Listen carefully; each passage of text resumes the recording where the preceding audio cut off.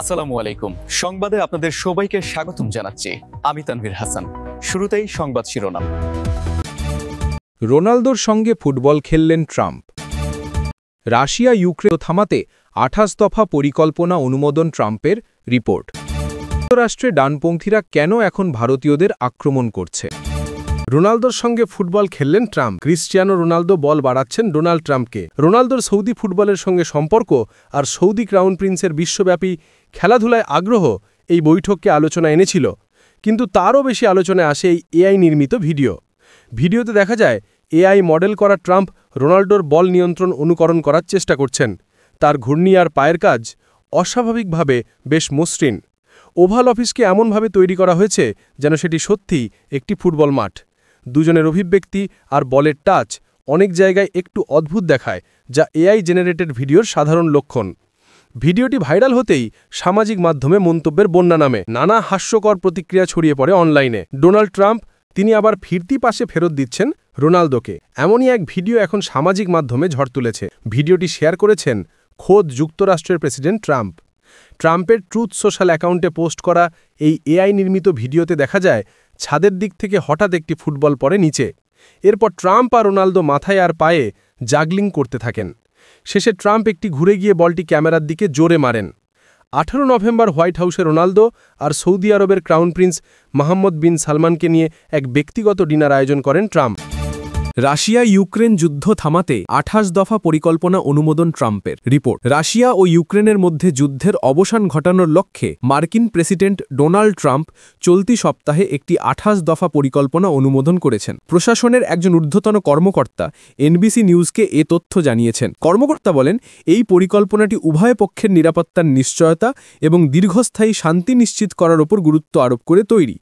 Ukraine টেকসই শান্তি বজায় রাখার জন্য যা চায় এবং যা প্রয়োজন তা অন্তর্ভুক্ত রয়েছে। কিন্তু 3 জন মার্কিন কর্মকর্তা এনবিসি নিউজকে বলেছেন, শান্তি চুক্তির কাঠামো এখনও ইউক্রেনের কাছে উপস্থাপন করা হয়নি। ঘনিষ্ঠ সূত্রানুসারে বুধবার সেনা সচিব ড্যানিয়েল ড্রিসকলের নেতৃত্বে একটি মার্কিন সেনা প্রতিনিধি দল 2টি মিশন নিয়ে কিয়েভ ভ্রমণ করেছে।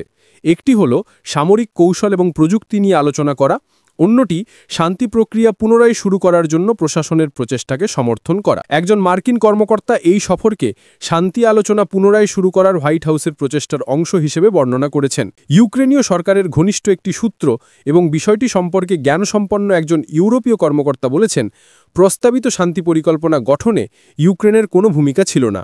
ইউক্রেনকে পরিকল্পনার বিস্তৃত রূপরেখা সম্পর্কে জানানো হয়েছিল, কিন্তু তাদের বিস্তারিত ব্রিফিং দেওয়া হয়নি বা মতামত দেওয়ার জন্য বলা হয়নি। ইউক্রেনীয় সরকারের ঘনিষ্ঠ সূত্র জানিয়েছে, ইউক্রেনীয় কর্মকর্তারা প্রস্তাবটির সময়কে রাজনৈতিকভাবে উদ্দেশ্যপ্রণোদিত বলে মনে করছেন।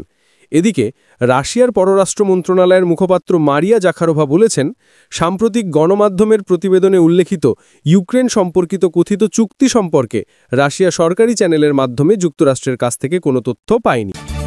যুক্তরাষ্ট্রের ডানপন্থীরা কেন এখন ভারতীয়দের আক্রমণ করছে? যুক্তরাষ্ট্রের কেন্দ্রীয় তদন্ত ব্যুরোর এফবিআর পরিচালক ক্যাশ প্যাটেল এক্সে অর্থাৎ বর্তমান টুইটারে তার অনুসারীদের দীপাবলির শুভেচ্ছা জানিয়েছিলেন। এরপরেই এক্স এর চরম ডানপন্থী খ্রিস্টান ও শ্বেতাঙ্গ জাতীয়তাবাদী অ্যাকাউন্টগুলো থেকে বিদ্বেষমূলক মন্তব্য ও মিম দিয়ে তার পোস্ট ভরিয়ে তোলা হয়। একজন উগ্র ডানপন্থী ধর্মগুরু ক্যাশ প্যাটেলের পোস্টের নিচে মন্তব্য করেছেন, নিজের দেশে ফিরে যাও এবং তোমাদের বালির দেবতার পূজা করো।